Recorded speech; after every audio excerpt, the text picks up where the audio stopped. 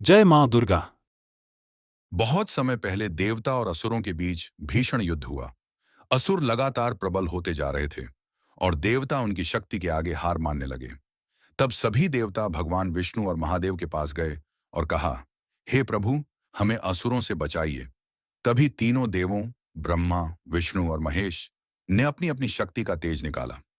वह तेज मिलकर एक अद्भुत दिव्य स्त्री के रूप में प्रकट हुआ। वही थी आदिशक्ति दुर्गा माता।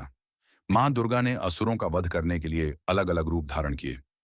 हर दिन एक नया रूप, एक नई शक्ति। पहले दिन वे शैलपुत्री बनी, जो हिमालय की पुत्री थीं। दूसरे दिन ब्रह्मचारिणी बनकर कठोर तप की शक्ति दिखाई। तीसरे दिन चंद्रघंटा बनी और अपने उग्र रूप से दुष्टों का संहार किया। चौथे दिन कूष्मांडा बनकर अपनी मुस्कान से पूरे ब्रह्मांड की रचना कर दी। पांचवें दिन वे स्कंद माता बनी और अपने पुत्र कार्तिकेय को देवताओं का सेनापति बनाकर असुरों का विनाश कराया। छठे दिन कात्यायनी के रूप में जन्म लेकर महिषासुर का वध किया। सातवें दिन उनका भयानक रूप कालरात्रि प्रकट हुआ, जिसने शुंभ निशुंभ और रक्तबीज जैसे राक्षसों को समाप्त किया।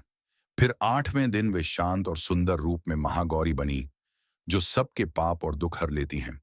और अंत में नवमी को वे सिद्धिदात्री के रूप में प्रकट हुईं और अपने भक्तों को सभी सिद्धियां, शक्ति और वरदान प्रदान किए। इस प्रकार नवरात्रि के 9 दिनों में मां दुर्गा के 9 स्वरूप पूजे जाते हैं। यह कथा हमें सिखाती है कि बुराई चाहे कितनी भी बड़ी क्यों न हो, अगर हम श्रद्धा और शक्ति से मां की उपासना करें तो सदैव अच्छाई की विजय होती है। नवरात्रि के दिन मां दुर्गा के सम्मान में लोग गरबा और दंडिया खेलते हैं। यह केवल नृत्य नहीं, बल्कि मां की शक्ति का उत्सव है। हर कदम और ताल से हम मां को प्रसन्न करते हैं और बुराई पर अच्छाई की जीत का जश्न मनाते हैं।